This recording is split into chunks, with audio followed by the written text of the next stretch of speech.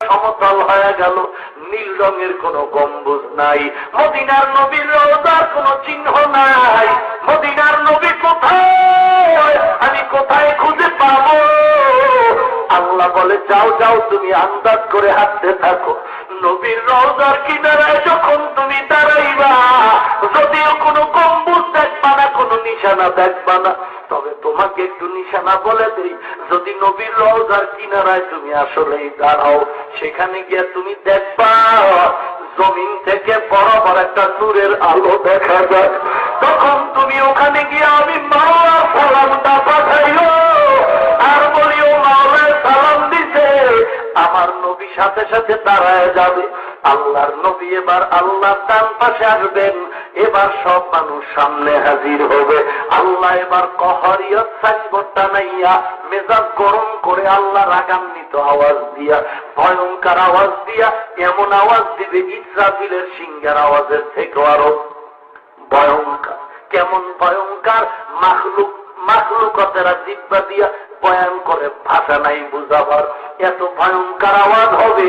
ও দুনিয়ার নবীর উম্মতের দলেরা, পৃথিবীতে এমনও অ্যাটম বোম আছে, একটা যদি বোম ফেলা হয় বাংলাদেশ ভাঙতে ধ্বংস করতে 5 মিনিটও লাগবে না। ওরে নবীর উম্মতের দল, আল্লাহ পাক এমন ভয়ঙ্কর সাইনবোর্ড লাগায় কোরআন শরীফের আয়াত দিয়া আল্লাহর বর্ণনা করেছে। আল্লাহ পাক বান্দাগুলো সামনে নিয়া সব মুমিন বেঈমান সামনে হাজির হয়ে যাবে। আল্লাহ পাক এমন আওয়াজ দিয়া বলবেন, লিমানিল মুলকুল ইয়াউম লিল্লাহিল ওয়াহিদিল কাহ্হার। আল্লাহ পাক বলবেন আজকের দিনের, এই হাসরের দিনের রাজত্ব কার? জবাব দেওয়ার মতো সাহস কারো হবে না। সমস্ত বেঈমানরা বেহুশ হয়ে যাবে আল্লাহর আওয়াজ ধমকে। সমস্ত মুমিনরা বেহুশ, সমস্ত নবীরাও বেহুশ হয়ে যাবে।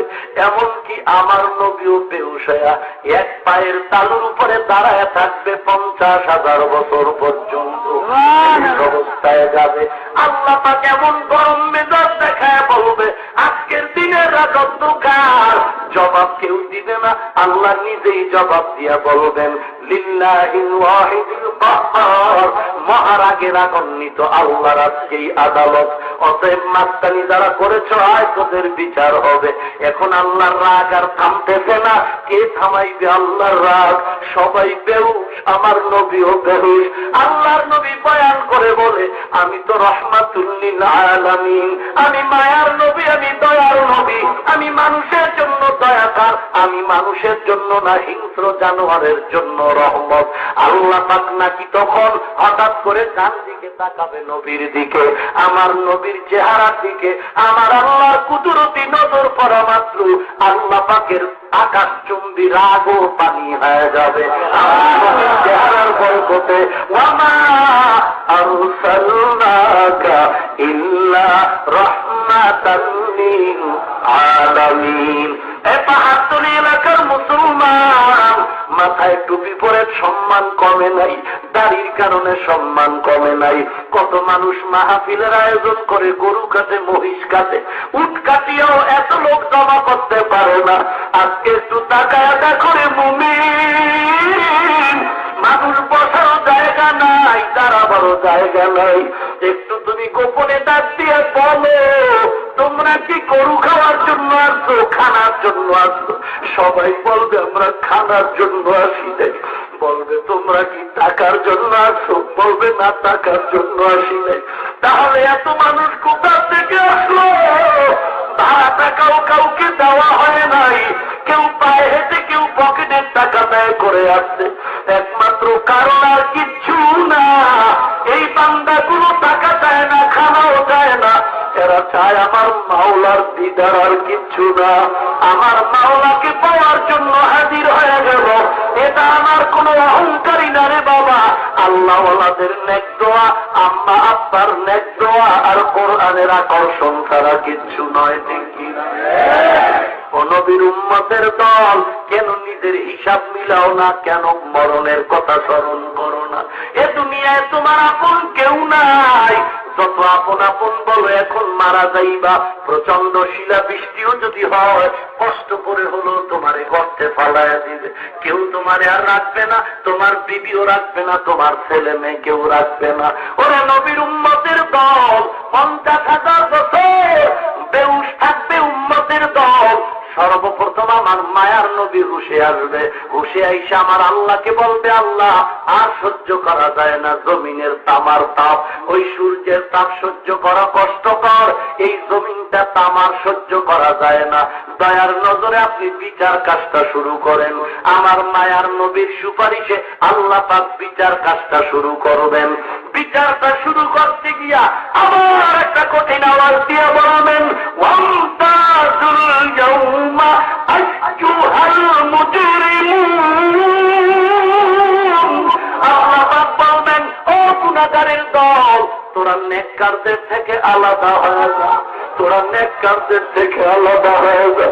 আমি আজকে নেককারদের সাথে মোলাকাত করব। এই নেককারগুলো আমি আল্লাহকে পাওয়ার জন্য দুনিয়াতে ঘুমায় নাই, এই বান্দাগুলো খানার জন্য পাগল হয় নাই, এই বান্দা ছিল আমি মাওলার বড় পাগল। ওরে ফেরেশতারা দেখ, গুনাহগারগুলো আলাদা করে দে, এই বান্দা শুধু আমাকে পাওয়ার জন্য। কত মানুষ টুপিওয়ালা বলে গালি দিছে তারপরে টুপি ফালাই দেয়, কত মানুষ মোল্লা বলে গালি দিছে তারপরে সুন্নতি দাড়ি ফালায় নাই, কত মানুষ কত জামার টিক্কারি করত ফালায় নাই, কত বান্দা পর্দা করত মানুষ গালি দিত পর্দা ছাড়ে নাই। ওই মানুষের গালি এক পাশে ফালাইয়া যেখানে কোরআনের আওয়াজ পাইতো সেখানেই দৌড়ায় যাইত। ভোর রাত্র ওইটা চেষ্টার পরে আমি মালিকের ডাকত, চোখের পানি ছেড়ে কান্না করত। আজকে ওই বান্দাদেরকে তোরা আরশের নিচে নিয়ে বসায় রাখ। আমি আল্লাহ শুধু এতদিন আশায় ঘুরাইছি দেখা দিব, আজকে আমি আল্লাহ 70,000 নূরের পর্দাগুলো ভেদ করে আমার নেককার বান্দাদের সাথে খাস মোলাকাত দিব। ও নবীর উম্মতের দল, ওই দিন যদি মাওলার মোলাকাত চাও তাহলে আজকে তওবা করো, দাড়ি কেটে নবীরে কাটাইবা না, নামাজ ছাড়বা না, পর্দা ছাড়বা না, আর আল্লাহর কাছে তওবার দোয়া করো। দিলটারে নরম করে বলো, ও দয়ার মালিক তুমি আমাকে হেদায়েতের দৌলত দাও। আমার পাশের লোকগুলো চোখের পানি ছেড়ে কান্না করে, আমার চোখে পানি কেন নাই? আমার কপাল বুঝে খারাপ, আমার কলবে বুঝি মোহর পড়ে গেছে, আমার দিলে গুনার ময়লা, চোখে পানি কেন আসে না? আসলে আমার মতো খারাপ কেউ নাই, আমার কলব পাথরের মতো শক্ত। যাদের দিলটা পাথরের মতো শক্ত নয় বরং নরম, ওরা একটু আখিরাতের কথা শুনলে চোখের পানি বেরিয়ে যায়, আল্লাহর মহব্বতের কথা শুনলে চোখের পানি রাখতে পারে না। আল্লাহ বলবে, গুনাহগারের দল, নেককারদের থেকে তোরা আলাদা হয়ে যা। গুনাহগার ভয়ের কারণে আলাদা হতে চায় না। আল্লাহ বলে, স্বাধীনতা দুনিয়াতে দিছি, মুমিন যেই পানি পান করত, বেঈমান তুমিও সেই পানি পান করতা। মুমিনরা যেই গাছের ফল খাইত, তুমিও সেই গাছের ফল খাইতা। মুমিনরা যেই নদীর মাছ খাইত, তুমিও খাইতা। আজকে তোমাকে স্বাধীনতা দেওয়া হবে না। বান্দা ভয়ের কারণে নেককারদের ছায়ায় ছায়ায় হাঁটতে থাকে। তখন আল্লাহ পাক একটা কুদরতি ঝাড়া দিবে। মহিলারা যেমন কুলা নিয়ে ধান ঝাড়ে, চিটাগুলো উড়িয়া দূরে যায়, ধানগুলো কাটে থাকে।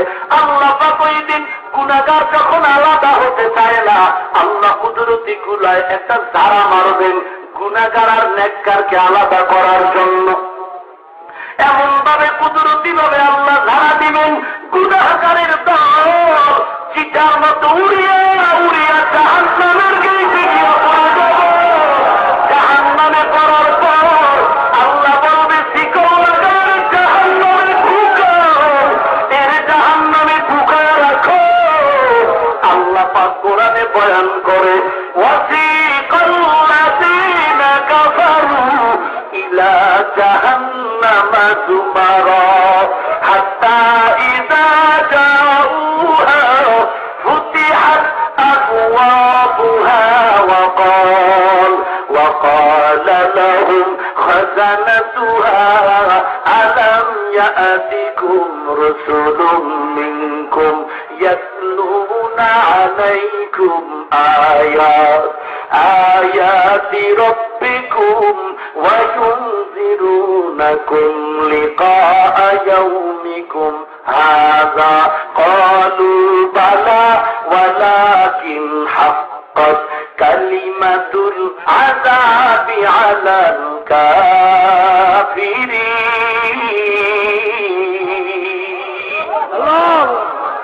আল্লাহ পাকের ফেরেশতা জাহান্নামের দারওয়ানরা ওই গুনাহগারদেরকে ডেকে বলবে আলাম ইয়াতিকুম রুসুলুম মিনকুম ইয়াতলুনা আলাইকুম আয়াত। ও জাহান্নামের আসামি, তোমার কাছে কি আল্লাহওয়ালা নবী রাসূল যায় নাই? কোরআন ধরে ধরে কি বয়ান করে নাই? দাড়ি কাটলে কি অপরাধ হবে তোমাদের কি বলা হয় নাই? নামাজ বন্ধ করলে কি গুনাহ হবে কি বলা হয় নাই? ওরে দাড়ি কাটলে কোন জাহান্নামে যাবে কি বলা হয় নাই? আরে মোলামা নবী রাসূলরা কোরআনের বয়ান কি করে নাই? গুনাহগার বলবে কালু বালা, হ্যাঁ বয়ান করা হয়েছিল, কেন আমল করো নাই? বলবে অহংকারী করে বৃদ্ধাঙ্গুলি দেখাইছি। হুজুরদের কথা মেনে লাভ নাই, হুজুরদের কথা সব সত্য হবে না। হুজুর কান্না করে নামাজের জন্য আমি পড়বো না, মাস্তানি করবো। কার শক্তি আছে আমাকে নামাজি বানাবে? হুজুরেরা বলে গান শুনবি না, আমি মাস্তানি করে গান বাজাবো, কে আছে বাধা দিবে? হুজুরেরা বলে পর্দা করো, আমি মাস্তানি করে পর্দা করবো না, কার শক্তি আছে পর্দা করাবে? ওই হাসরের ময়দান এমন এক কঠিন, আপন আপন বলতে কেউ নাই। আমল নামাজ দেওয়ার সময় মানুষ পাগলের মতো কান্না শুরু করবে, কারণ সবাই ভয় আমল নামাজ ডান হাতে আসে নাকি বাম হাতে আসে। ডান হাতে আসলে তো জান্নাত কোনো চিন্তা নাই, কিন্তু ভয় হলো বাম হাতে আসলে জাহান্নামে যেতে হবে। আর যার আমল নামা বাম হাতে আসবে এটা স্বাভাবিক হাতে দেওয়া হবে না। বেঈমান নাফরমানের বাম হাতে যেমন আমল নামা দিবে, আল্লাহ পাক অর্ডার করবে ফেরেশতা বাম হাতটা এমন ভাবে বাঁকা কইরা বুকের মাঝখানটা ছিদ্র বানাইয়া বাম হাতটারে ঢুকাইয়া পিঠের থেকে বের কর। এরপরে আল্লাহ পাক ওই পিছন দিক দিয়া হাতের তালুতে আমল নামা দিয়া আল্লাহ বলেন ইকরা কিতাবাকা কাফা বিনাফসিকাল ইয়াউমা আলাইকা হাসিবা। পরপর জীবনে কি কামাই করেছো 73 আমল নামা, এখন হাত পেছনে চোখ সামনে কেমনে পড়বে? ফেরেশতারা বলবে রে মালিক, চক্ষু দুটো সামনে হাত পেছনে কেমনে পড়বে? আল্লাহ বলে বেঈমানের তাড়াতাড়ি দেরি না কইরা ওর ঘাটটারে ধইরা মোচড় দিয়া পেছনের দিকে নিয়ে যাও। এরপরে দেখায় দেখরা কিতাবাকা কাফা বিনাফসিকাল ইয়াউম কাফা বিনাফসিকাল ইয়াউম আলাইকা হাসিবা। জীবনে কি আমল করছো দেখ আমল না ভাই। কোন দিন কোন জমিনে অন্যায় করেছো গোপনের দেখ সব লেখা আছে। ওয়াহুদিয়াল কিতাব ফাতারাল মুজরিমিনা মুশফিকিনা মিম্মা ফি ওয়া ইয়াকুলুনা ইয়া ওয়াইলাতানা মা লিহাদাল কিতাব। এমন কঠিন হবে আল্লাহ পাক বলেন আপন আপন বলতে কেউ থাকবে না। মা সন্তানকে অস্বীকার করবে, সন্তান মা বাবাকে অস্বীকার করবে। মা গিয়া সন্তানের বলবে একটা নেক দাও, সন্তান বলবে দুনিয়াতে অবশ্যই আমার মা ছিল, তবে তুমি যে আমার মা আমি তা কখনো বিশ্বাস করি না। কত মুসিবতে থাকলে সন্তান মাকে হারায় ফেলে, কত মুসিবতে থাকলে মা তার সন্তানের ভুলে যাবে। আল্লাহ এই কথাগুলো বলতে গিয়া আল্লাহর আদালত কেমন কঠিন হবে। কোরআন শরীফের ভিন্ন আয়াতে আল্লাহ বলেন ইয়াউমা ইয়াফিরুল মারউ মিন আখিহি ওয়া উম্মিহি ওয়া আবিহি ওয়া সাহিবাতিহি ওয়া বানিহি। কিয়ামতের ময়দানে ভাই ভাইকে ভুলে যাবে, মা সন্তান ভুলে যাবে, বাবা সন্তান ভুলে যাবে, বন্ধু বন্ধুকে ভুলে যাবে। আল্লাহ সিরিয়াল বর্ণনা করতে গিয়া মায়ের কথা আগে বলেন নাই, বাবার কথা আগে বলেন নাই, ভাইয়ের কথা আগে বললেন কেন? ইয়াউমা ইয়াফিরুল মারউ মিন আখিহি ওয়া উম্মিহি ওয়া আবিহি ওয়া সাহিবাতিহি ওয়া বানি। প্রথমে বললেন ভাই, তারপরে বললেন মা, তারপরে বললেন বাবা, তারপরে বললেন বন্ধু বান্ধব, তারপরে বললেন সন্তানের কথা। ভাইয়ের সিরিয়ালটা আগে বললেন কেন? আল্লাহ পাকের প্রত্যেকটা কথার মধ্যেই সবক নিহিত আছে। আল্লাহর কথা এত সুন্দর, ফায়দুল হাকিম লা ইয়াখলু আনিল হিকমা। হাকিমের কথা হিকমত থেকে খালি না। আল্লাহ পাক ভাইয়ের কথা প্রথমে এনে বুঝাইতে চায়। দুনিয়ার মানুষ তাকায় দেখ, দুনিয়ার জমিনে মা বাবা এত আপন, কিন্তু অনেক ক্ষেত্রে মা বাবাও দুর্বল থাকে। ভাইয়ের ব্যাপারে ভাই সবার আপন থাকে। দুনিয়ার জীবনে তাকায় দেখতো বড় ভাই ছোট ভাইয়ের মধ্যে কত সাপ বেদির দ্বন্দ্ব থাকে। ছোট ভাই এমন ভাবে ভাইকে তিরস্কার করে, বড় ভাইকে দেখতেই পারে না। কারণটা কি? বড় ভাই কিচ্ছু বলে না, ধৈর্য ধারণ করে থাকে রে মুমিন। কারণ বড় ভাইয়ের দিলটা অনেক বড়। বড় ভাই অনেক কিছু সহ্য করতে পারে, ছোট ভাই সহ্য করতে পারে না। ওরে বড় ভাইকে ছোট ভাই জিজ্ঞাসাও করে না। আজকে চাকরি করে ছোট ভাই বড় ভাইয়ের খবর নেয় না। বড় ভাই ডাক দিয়া কয়, ছোট ভাই আমি তোর জন্য কত কষ্ট করেছিলাম। জীবনে লেখাপড়া করার ফাঁকে গিয়া হঠাৎ করে আমার মা বাবা বৃদ্ধা হয়ে গেল। এখন আমার মা বাবারে কামাই করার দরকার, খাওয়ানো দরকার।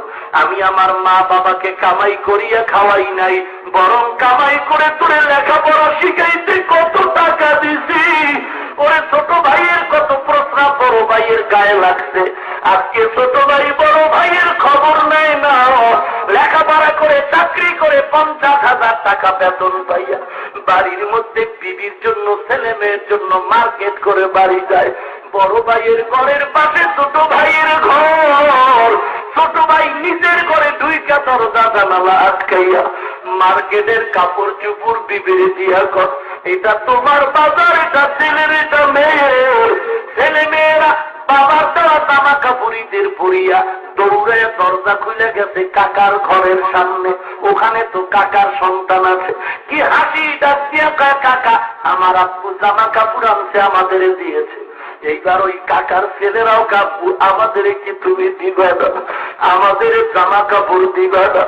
এইবার বড় ভাই গামছা মুখের সামনে নিয়ে চোখে নিয়ে কান্না করে আর বলে, রে মালিক এই ছোট ভাইয়ের লেখাপড়া শিখাইতে গিয়ে আমি লেখাপড়া করতে পারি নাই।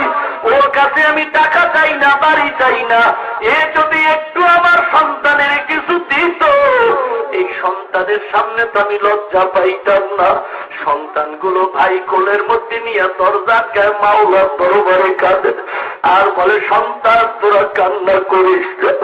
আল্লাহকে বলে, রে মালিক সন্তানের সামনে তুমি লজ্জা দিও না রে আল্লাহ। যা দরকার তুমি গাইবি খাজানার থেকে ব্যবস্থা করে দাও।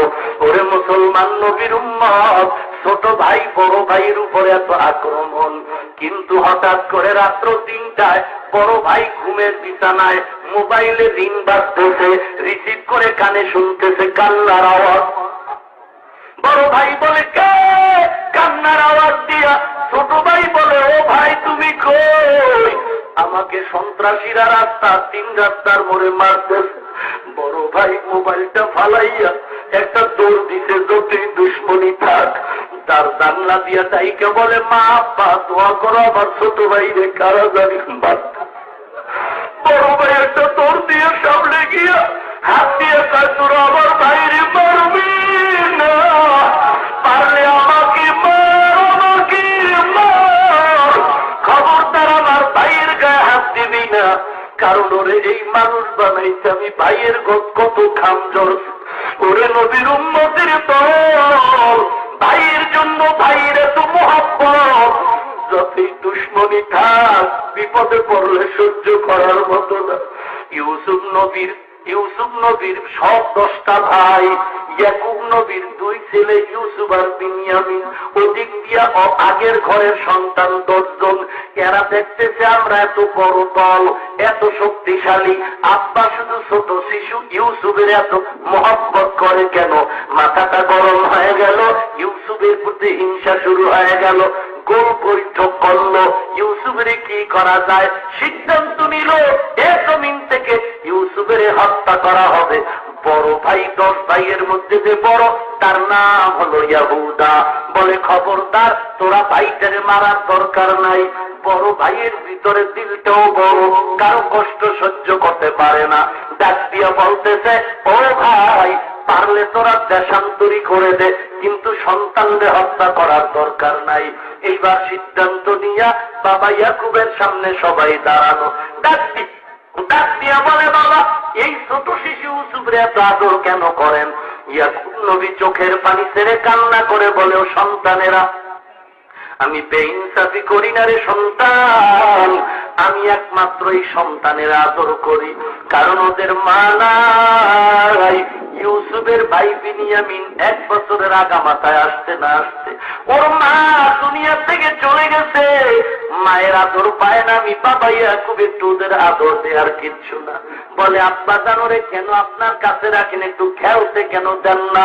বলে, আমি ভয় পাই বাঘে না জানি খেয়ে ফেলে। কারণ ইয়াকুব নবী স্বপ্নে দেখছে পাহাড়ের চূড়ার থেকে ইউসুফের বাঘে আক্রমণ করে 10টা বাঘ। নবী ইয়াকুব বুঝতে পারছে এই 10 বাঘ হলো আমার 10টা সন্তান, ইউসুফের সৎ ভাই। ওরা নবীর উম্মতের দল যখন সিদ্ধান্ত নিয়া বাবাকে এমন ভাবে বেড়া জাল দিয়ে আটকায় দিল, ডাক দিয়া কয়, ও সন্তান, আব্বা যান ইউসুফরে খেলার মাঠে দিতেই হবে, ভয় নাই, আমরা 10 জন পাহারা দিব। ও নবীর উম্মতের দল, আমরা পাহারা দিয়া রাখবো। এই পাহারায় আপনার সন্তানের কোনো ক্ষতি হবে না।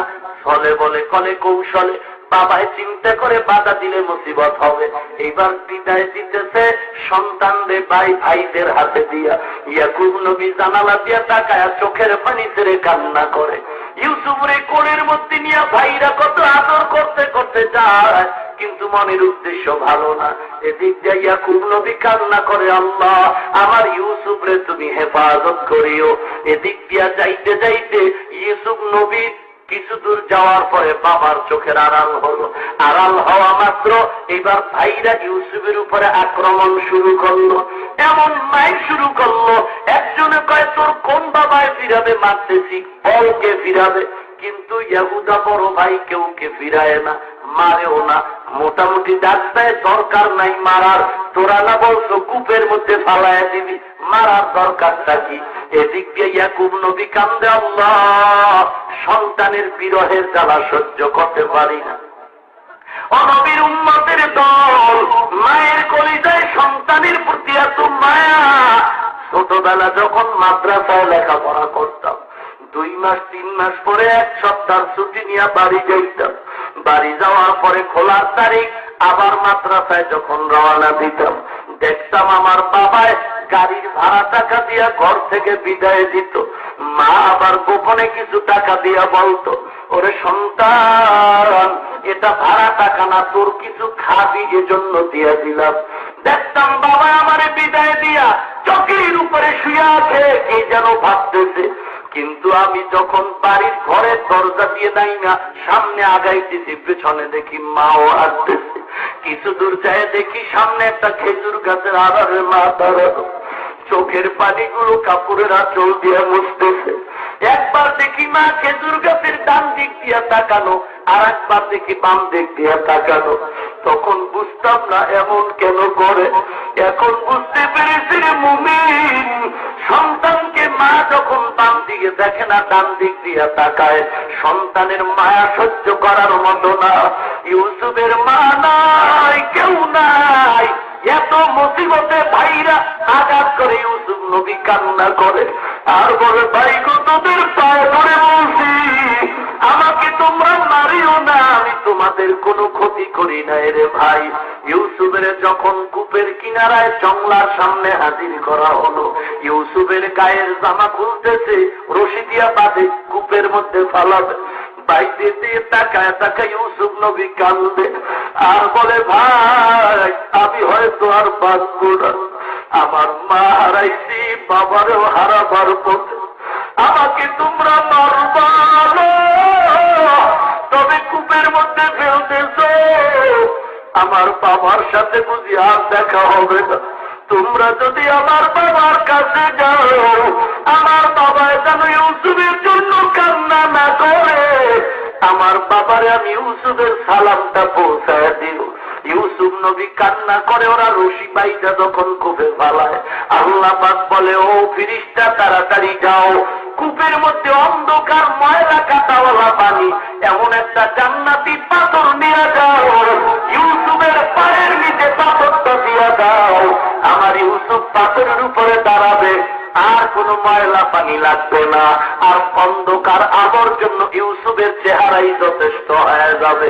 এবার ইউসুফ নবীরে ফালাইয়া রশিটা উপর দিয়া কাইটা এরা চলে গেল, ইউসুফ নবী পাথরের উপরে দাঁড়ায় গেলেন। কোরআন শরীফের বিস্তারিত ঘটনা। একদল ব্যবসায়ী চলে আসলো, পানির তালাশে বালতি ফেললো, সংক্ষেপে বলছি বালতি ধরে ইউসুফ নবী উঠলেন। ওরা দেখে এত খুশি, এই সন্তান নিয়ে যাবো, এদিক দিয়া নয় ভাইয়ের খবর নাই, কিন্তু ওই বড় ভাই হুদা ফাঁকে ফাঁকে গোপনে আইসা ইউসুফের খবর নেয়, মাঝে মাঝে নাস্তাও দেয় গোপনে। যখন টের পাইল বাইরে বুঝিয়া রানিয়া যাবে, দৌড়ায় গিয়ে ধর ধর আমার বাইরে, তোরা ছাড়িস না। দিলের মায়ায় বলে দিল, কিন্তু ওরা তো খারাপ নিয়তে আসলো, বলে রে তোমরা বাইটা ভালো করে পেতে নিয়ে যাও, আমাদের এদেশে যেন থাকতে না পারে। কিছু টাকার বিনিময়ে ইউসুফকে ফেরত দিয়ে দিল। বিদায় বেলা কান্নার আওয়াজ, বলে আর তোমাদের সাথে দেখা হবে না। আর বলছি ইউসুফ পালায় যাইতে পারে, ভালো করে বেঁধে নাও। কিছু দূর যেতে যেতে ইউসুফ নবী যেই পথ দিয়া ওই মিশরের পথে যাচ্ছে, রাস্তার পাশে তার মায়ের কবর, ওখান থেকে লাফ দিয়া মায়ের কবরে হাউমাউ করে কান্না করে আর বলে ও মা, জীবনে মা হারাইলাম, বাবাও হারায় বিদায় নিতেছি, এই জমিনে আমার আল্লাহ ছাড়া কেউ নাই, কেউ নাই। আল্লাহর নবী ইউসুফ কান্না করে, ওরা পেছনে তাকায় দেখে ইউসুফরে দেখা যায় না। এবার বলছে ওরা যে বলছিল পালায় গেল নাকি, খুঁজতে খুঁজতে গিয়া দেখে কবরে কান্না করে। এবার আবার বেঁধে রওনা, মিশরের বাজারে নিয়ে গেল, জুলাইখার ঘরে ইউসুফ বসবাস করে। লম্বা ঘটনা। একদিন অপকর্মের বেড়া জালে মিথ্যা অপবাদ দিয়ে জুলাইখা ইউসুফের জেলখানায় দিল। ওখান থেকে কয়েক বছর পরে মিশরের প্রধানমন্ত্রীর স্বপ্নের ব্যাখ্যা দিয়া প্রধান মন্ত্রণালয়ে গেল। বিচক্ষণ জ্ঞান আর আমল দেখে, আখলাক দেখে ওই সময়ের প্রধানমন্ত্রী ইউসুফরে মন্ত্রিত্বের দায়িত্ব দিল, অর্থমন্ত্রী বানালো। এরপরে ইউসুফ নবী অর্থমন্ত্রীর দায়িত্ব পাওয়া মাত্র ওই বাদশাহ প্রধানমন্ত্রী অসুস্থ হয়ে গেল, এক পর্যায়ে মারা গেল। এবার প্রথম প্রধানমন্ত্রী ইউসুফ নবী মিশরের দেশ পরিচালনা করে। স্বপ্নের ব্যাখ্যা অনুযায়ী 7 বছর দুর্ভিক্ষ হবে মিশরে এবং আশেপাশে সিরিয়াতে দুর্ভিক্ষ শুরু হয়ে গেল। বিভিন্ন দেশ থেকে মানুষ রেশন নিতে আসে খানার জন্য, টাকা পয়সা দিয়া। সিরিয়ায় দুর্ভিক্ষ ছড়ায় গেল, গুদামজাত করা ফসলগুলো ভাগ ভাগ করে দেয়। ইউসুফ নবী চেয়ারের মধ্যে বসা, সিংহাসনে বসা, কর্মচারীরা রেশন দেয়। হঠাৎ করে ইয়াকুব নবীর ঘরেও দুর্ভিক্ষ, লম্বা বছর মাঝখানে চলে গেল। এদিক দিয়া আল্লাহর নবী ইয়াকুব বলে, তোরাও মিশরে যা, কিছু পুরান টাকা দিয়া খানা নিয়ে আস, না হয় করে খানা নাই। এবার 10 ভাই ইউসুফের ওই দেশ মিশরে রওনা হলো। ইউসুফ নবী সিংহাসনে বসে আছে। ভাই 10টা যখন ঢুকলো, ইউসুফ নবী দেখা মাত্র চিনে ফেলল। আল্লাহর কুদরত, এরা 10 জন আর কেউ ইউসুফের চিনতে পারে নাই। চমৎকার ঘটনা, শিক্ষণীয় ঘটনার মুমিন। যখন 10 ভাই বাগিয়া বলল, সালাম দিল, বলে আপনারা কারা? বলে আমরা সিরিয়ার বাসিন্দা। আপনাদের ভাই কয়জন? বলে আমরা হলাম 11 ভাই। কি কি নাম? বলে আমরা এই 10 জন। আর একজন আছে আমাদের ভাই বিনিয়ামিন, সৎ ভাই। বলে আপনারা কি আসলে 11 জন ছিলেন? বলে না, আমাদের আর একটা ভাই ছিল ইউসুফ নামের, সে পালায়া গেছে, বাঘে খেয়ে ফেলছে। ইউসুফ নবী হাসিও দেন না, বুঝতেও দেন না, চুপচাপ অবস্থান করে।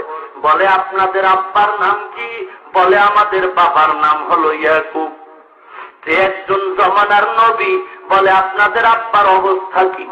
এবার 10 ভাই চোখের পানি ছেড়ে কান্না করে বলে, ও দেশের বাদশাহ, আমাদের বাবা আজকে সেই ইউসুফের জন্য কান্না করতে করতে দীর্ঘ বছরে এখন অন্ধ হয়ে গেছে, চোখে কিছুই দেখে না। এখনো শুধু ইউসুফ ইউসুফ বলে বাবাই কান্না করে। এবার ইয়াকুব নবীর খবর শুনে ইউসুফের দিল ফাইটা যায়, কিচ্ছু বলে না। বলে এবার তাদেরকে রেশন দাও। এরা যে টাকা দিল, ইউসুফ নবী কর্মচারীদের কানে কানে বলল, ওদের খানার ব্যাগের মধ্যে ওদের টাকা দিয়ে দিবা, ওরা যেন দেখে না। আর ইউসুফ নবী বলে এই খানা নিয়ে যাও, শেষ হলে আবার আসবা, তবে একটা শর্ত, ওই ছোট ভাইরে নিয়ে আসবা, নাইলে আর খানা দিব না।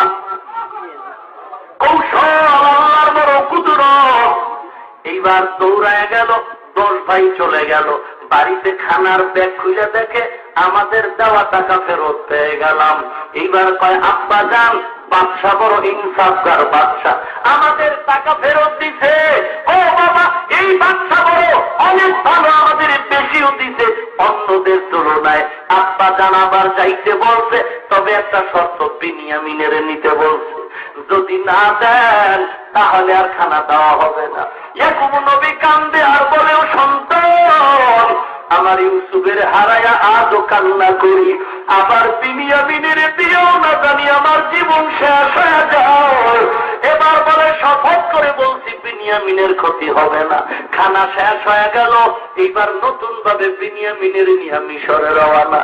মিশরের বাজারে এবার বাবায় বলল, তোরা একই গেট দিয়ে ঢুকবি না, প্রধানমন্ত্রীর কয়েকটা গেট আছে, এক একজনে এক এক গেট দিয়ে ঢুকবি, ঢুইকে তোরা সালাম দিবি, ব্যবহার খারাপ করবি না।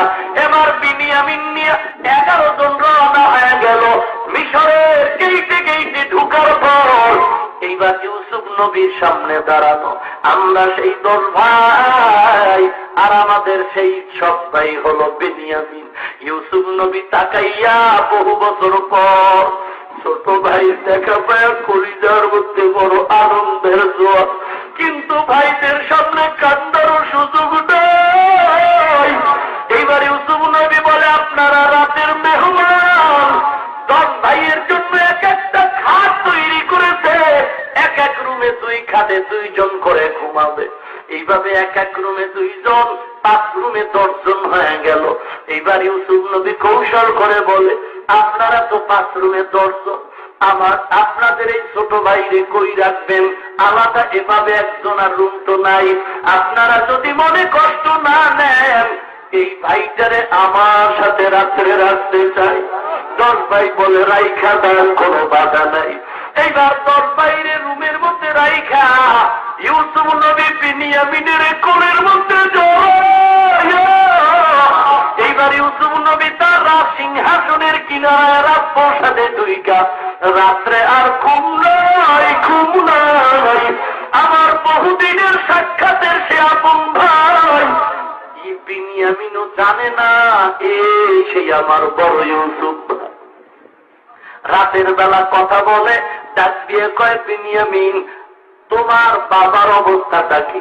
বিনিয়ামিন কান্না করে বলে, ইউসুফের জন্য বাবার কান্না করতে করতে চোখ সাদা হয়ে গেছে, কিচ্ছু দেখে না। বলে, তুমি আমারে চিনো? বলে, না আমি চিনি না। বলে, তুমি কারো কাছে বলবা না রে ভাই, আমি তোমার সেই ভাই ইউসুফ। এইবার ভাই গলা জোরে কান্না করে, ভাই গো, তোমার জন্য আমার বাবার খায় না, ঘুমায় না। কান্না করতে করতে চোখ বাবার সাদা হয়ে গেল। ওরে নবীর উম্মতের দল, দুনিয়াতে ভাইয়ের থেকে আপন কেউ নাই। আল্লাহ সেই দিকে ইঙ্গিত করে বলেন, কিয়ামতের ময়দানে সবার আগে সেই আপন ভাই ভাইকে ভুলে যাবে, কেমন কঠিন মুসিবত হবে। ও নবীর উম্মতের দল, পায়ে হাত রেখে বলি রে যুবক, আল্লাহর মহব্বত নিয়ে আর অন্যায়ের কাছে হাত বাড়াও না।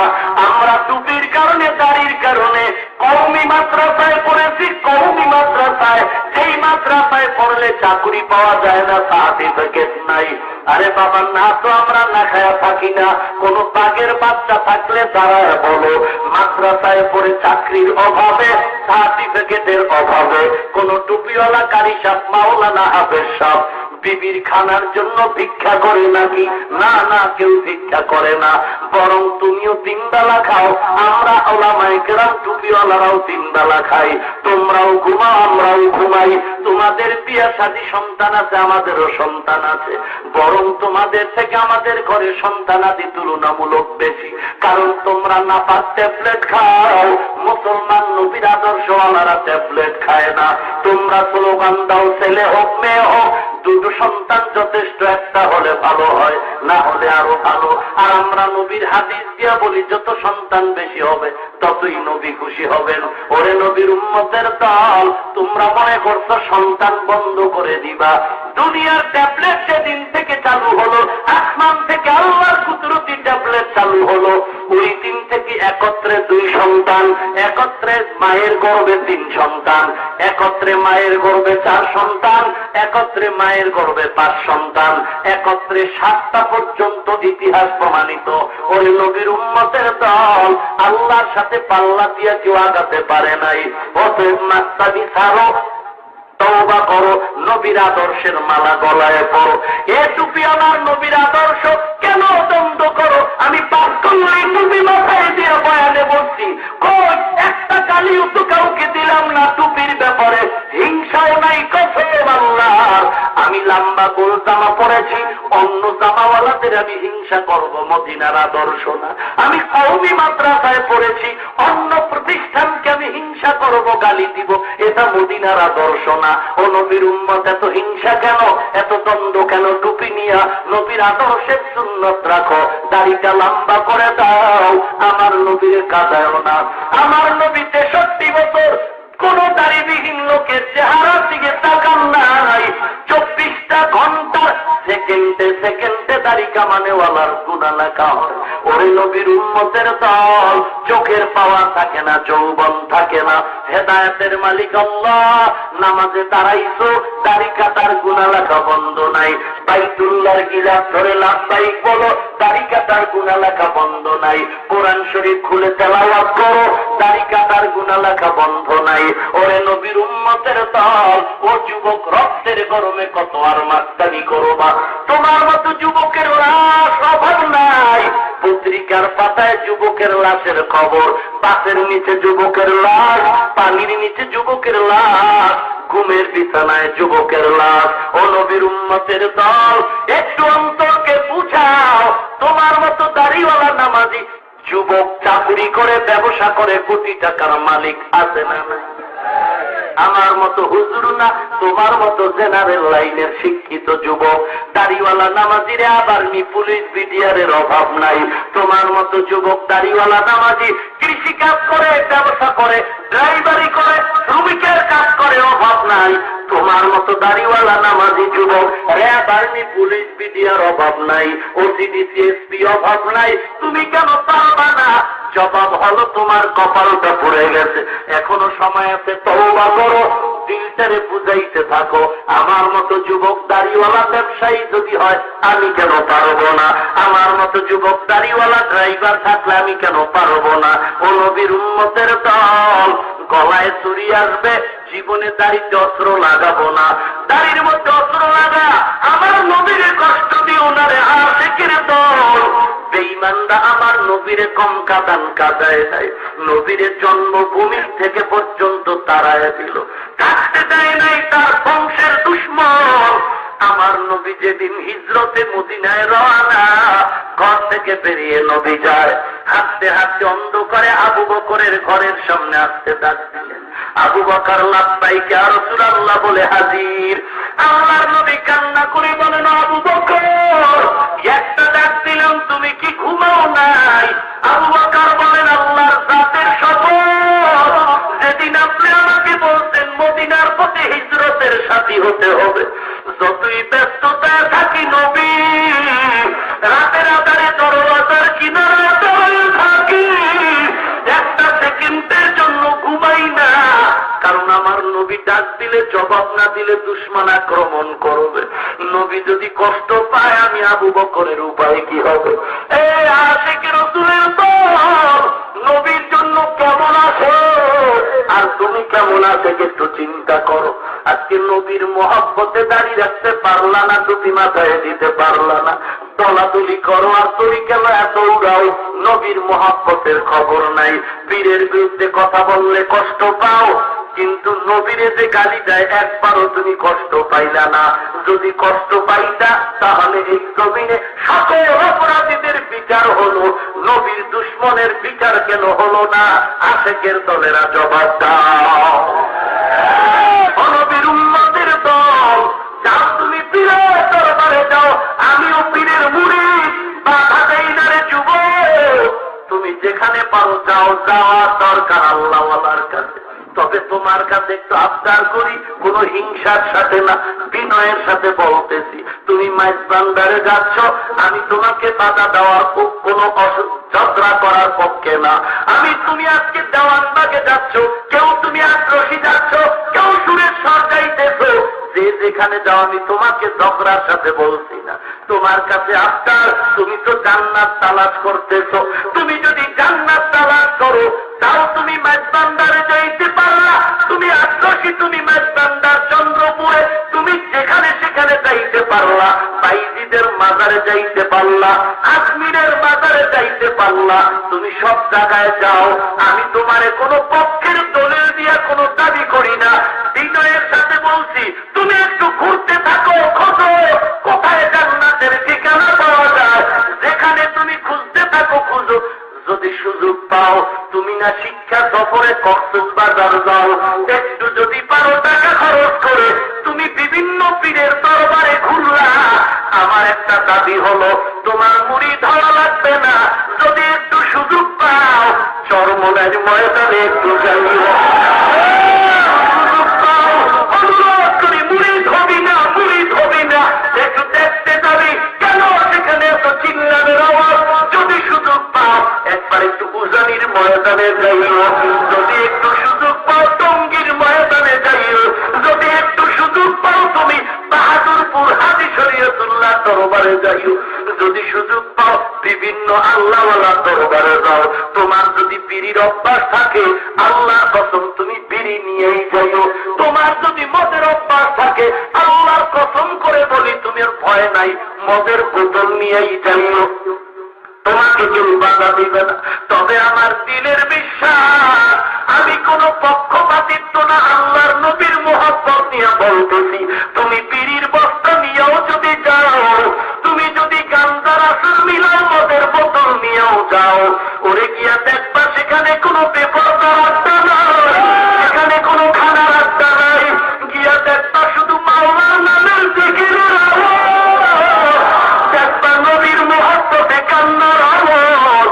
আমার দিল বলে তুমি বিড়ির প্যাকেট নিয়েও যদি যাও, মনে হয় তুমি ফালায়া পাগড়ি নিয়া বিদায় নিতে পারবো। আমি কোন পক্ষপাতিত্ব নয় রে মুমিন, তোমার দিলের বিবেকের কাছে বিচার রেখে গেলাম, ওখানে যাইতে পারো, সেখানে কে তোমারে বাধা দেয়? একটু ঘুরে ঘুরে দেখো, দিলে যখন ভালো বলবে তখন সেটারে গ্রহণ করিও।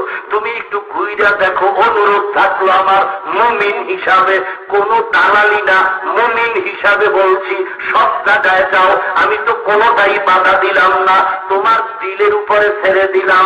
আল্লাহ তোমাকে হকের পক্ষে নিয়ে যাবে, তবে চেষ্টা করা তোমার দায়িত্ব, পূরণ করবেন আমার আল্লাহ।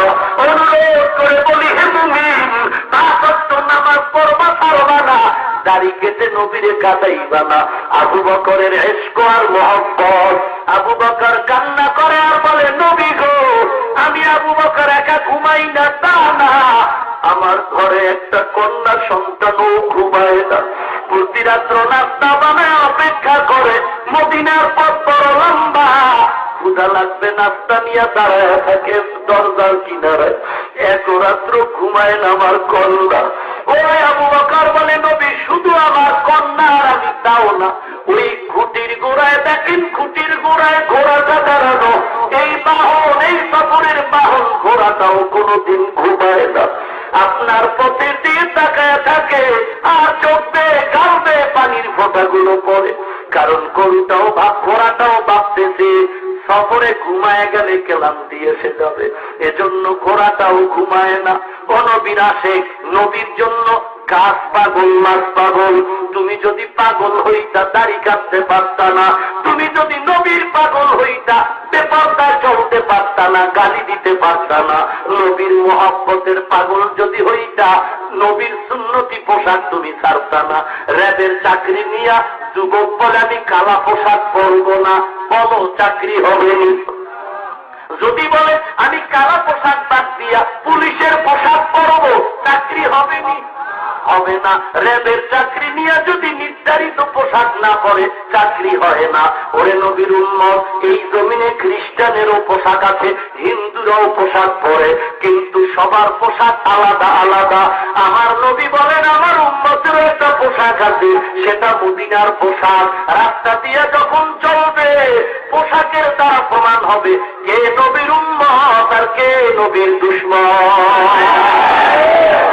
করে বলছে রে মুমিন, হেদায়েতের মালিক আল্লাহ, তওবা করো, জীবনে দাড়ি কাটবা না, জীবনে নামাজ ছাড়বা না। অন্তর যদি ভালো হয়, মুনাফিকি যদি না থাকে, খাঁটি নিয়তে দুটো হাত আল্লাহকে দেখা দাও। সকলের হাতগুলো কবুল করে নেন। আপনার কুদরতি হাতে সুপর্দ করে দিলাম রে আল্লাহ, কারো হাত খালি ফেরত দিয়েন না রে আল্লাহ। আয় আল্লাহ, কামাই রুজি ব্যবসা চাকুরিতে বরকত দান করেন আল্লাহ, হালাল রিজিকের ব্যবস্থা করে দেন আল্লাহ, সুন্নাতওয়ালা জিন্দেগি দান করেন, হক্কানি পীর মাশায়েখদের সোহবত দান করেন আল্লাহ, মুসিবতে ধৈর্য ধারণের তৌফিক দান করেন, বলেন আমিন। কষ্ট আরেকটু চলবে, আল্লাহ কবুল করুন। ভাইরা আমার, মোনাজাত হবে দীর্ঘ রাত নয়, ফজর পড়া লাগবে, লাগবে নি? নামাজ ফজর বাদ দিবেন? আল্লাহ সবাইকে কবুল করুন। এখন শুধু ওয়াজ শুনলে হবে না, একটু দোয়াও করা লাগে। এই যে বৃষ্টির মাঝে মাহফিলের আয়োজন, বিভিন্ন প্রতিকূলতা, এরপরেও আজ আল্লাহ কবুল করেছেন, এর জন্য একটু দোয়া পাওয়া আমরা পাই না? পাইনি? করবেননি? শুধু দোয়া করলে হবে না, দাওয়াও লাগবে। দাওয়া লাগবে নি? একটু কিছু সহযোগিতাও তো দরকার। আল্লাহ তার ঘামের টাকাই কবুল করবেন, যার টাকা আসমানে ফয়সালা হবে। যার টাকা কোরআনের জন্য ফয়সালা হবে না, কোটি টাকা নিয়ে ঘুরবে, কোরআনের খেদমতে লাগবে। তো আমরা সাধ্য মতো কোরআনের জন্য একটু সহযোগিতা করতে রাজি? কারা কারা রাজি? হাত উঁচু করেন, আরো টাইট করেন, আঙ্গুল ফাঁকা করেন, আরো ফাঁকা করুন, চতুর্দিকে হাত নাড়েন, চতুর্দিকে হাত নাড়েন, সবাই নাড়া দেন, ভালো করে নাড়েন, সবাই ভালো করে নাড়েন, আঙ্গুল ফাঁকা করে নাড়তে থাকেন, নাড়েন, সবাই পড়েন বিসমিল্লাহির রহমানির রহিম। এই ডাইন হাত উপরে আছে তো? এবার বিসমিল্লাহ হয়েছে তো? এবার ডান পকেটে ঢুকাবেন, ঢুকায়া পড়ানোটা কোরআনের খেদমতে দিয়ে দেন। তাড়াতাড়ি স্বেচ্ছাসেবক তাড়াতাড়ি নেমে পড়ুন, তাড়াতাড়ি করুন, কেউ দোয়া না করে যাবেন না আমার দাবি। সবাই স্থির ভাবে বসবেন, ধৈর্য ধারণ করলে আরো কিছু কথা বলবো। আগে তাড়াতাড়ি টাকাটা দিয়ে দেন, বড় নোট দিবেন, কেউ ফিরাবেন না। মুজাহিদ ভাইরা তাড়াতাড়ি উঠেন, তাড়াতাড়ি।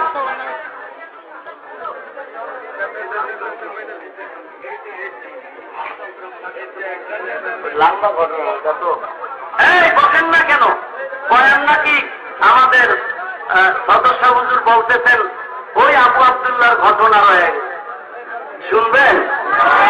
সবাই শুনবেন? টাকা বাড়ায় দেন। আর যারা উঠাচ্ছেন শুধু তারাই দাঁড়াবেন, অন্যরা বসে যান। যারা বসে আছেন দাঁড়ানো ভাইদেরকে বসা দিন, যারা বসে আছেন দাঁড়ানো ভাইদেরকে বসায় দিন।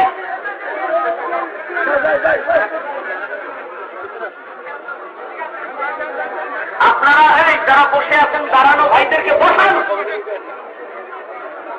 শুধু যারা কালেকশন করে তারাই হাত না, আপনারা যারা বসে আছেন দাঁড়ানো ভাইদেরকে বসায় দেন। জুনায়েদ বললেন এমন কেন হলো সাহেব? বলে ওই খ্রিস্টানদের সামনে যখন ওদের জাহান্নামী বলে আমি তিরস্কার করেছিলাম, ওই তিরস্কারের পরে আমি দেখলাম আমার কলবের ভেতর থেকে একটা নূরের আলো বের হয়ে গেল। এইবার বলে সাহেব আর অন্যায়ের দিকে নয়, আমরা অনুরোধ করি ইরাকের মানুষ কান্না করে সবাই দেখতে চায়, চলে। আল্লাহর ওলি বলে না তোমরা যাও, আমি যেতে রাজি না। আমি ওই খ্রিস্টান মেয়েকে বিয়ে না করে যাব না। কান্নার এমন আওয়াজ কিতাবে লেখে ওই জুনায়েদের কাফেলার কান্নার আওয়াজে জঙ্গলের পাতা থেকে পানি ঝরতেছে, কান্নার আওয়াজে শুকর গুলিও কাঁদতেছে, ওই জঙ্গলের শুকরের চোখের পানিগুলো পড়তেছে। কিন্তু 30,000 হাদিসের হাফেজ আবু আব্দুল্লাহর অন্তর নরম হলো না। এইবারও তারা নিরুপায় হয়ে দীর্ঘ টাইম কান্না করে বিদায়। জুনায়েদের কাফেলা নিয়ে ইরাকে যায়, আবার ফিরে ফিরে পেছনে তাকায় আর কাঁদে মালিক যারে দিয়ে দিনের হেদায়েত পাইলাম তুমি তারে আবার হেদায়েতের দরজায় ফিরে দাও। জুনায়েদের কান্না শুরু, রওনা হয়ে গেল, কাঁদতেছে আবার পেছনে তাকাইতেছে। কিতাবের ভিতরে ঘটনা লেখে যখন জুনায়েদের কাফেলার সামনে অনেক দূর চলে গেল, হঠাৎ করে রাস্তার সামনে তাকায়া দেখে রাস্তার পাশে পানির কূপ। ওই পানির কূপ থেকে 30,000 হাদিসের হাফেজ আবু আব্দুল্লাহ গোসল করে উঠে আর কালেমা তাইয়্যিবা পড়তেছে আর বলে জুনায়েদ আমারে কাপড় দাও, কাপড় দাও। জুনায়েদ বলে আমরা দৌড়াইয়া গিয়া কাপড় পরাইলাম, এরপরে মাথায় নিয়ে তাকে ইরাকের খানকায় নিয়ে গেলাম। খ্রিস্টান মেয়ের সাথে আর বিয়ে তো হলো না, আল্লাহ চাবি ঘুরাইয়া দিলেন। এতদিন ছিল আবু আব্দুল্লাহ পাগল, এখন খ্রিস্টানের মেয়েটা পাগল। ঘুমের ঘরে স্বপ্ন দেখে আবু আব্দুল্লাহ রে, দিনের বেলা কোনো খাওয়ার নাই। বাবা তারে কোথায় পাই? বলে জানি না, ও তো আমাদের শর্ত মানে না, দেওয়া হবে না। এইবার মেয়ে সিদ্ধান্ত নিল পালাইয়াও যদি যাওয়া লাগে যাবো। ঘুমের ঘরে কান্না করে আমারে ঠিকানা দাও। ওরে আমার মাওলার কুদরত বড় কঠিন। দেখা যায় অনেকে উল্টা পথে চলে, ওমরের মতো মানুষ তরবারি নিয়ে দৌড়ায়, হঠাৎ করে আবার কালেমার পতাকা দলে ঢুকে যায়। এবার মেয়েটা স্বপ্নে ঠিকানা নিল ইরাকের পার্শ্বে, নদীর পারে হলো তার খানকা। মেয়েটা সেখানে চলে গেল একা একা, বাবার অজান্তে। খবর দিল আবু আব্দুল্লাহ মেয়েটাকে নিয়ে আসলো, আইনা আলাদা কামরায় রাখলো। ওখানে মেয়েটা মুসলমান হলো। মুসলমান হওয়ার পরে মেয়েটাকে আলাদা সবক দিল, মেয়ে তুমি এখানে ইবাদত করো। মেয়েটা ইবাদত করতে করতে বিয়া হয় নাই। এক পর্যায়ে মেয়েটা অসুস্থ হয়ে গেল। অসুস্থ হওয়ার পরে মৃত্যু সজ্জায় মেয়েটা কান্না করে, কই আমার শায়েখের একটু দেখাও। আল্লাহর ওলি এবার তওবা করায়া চলে আসলেন। আল্লাহর বান্দি ইন্তেকাল হয়ে গেল। কিছুদিনের মধ্যে আবু আব্দুল্লাহর ইন্তেকাল হয়ে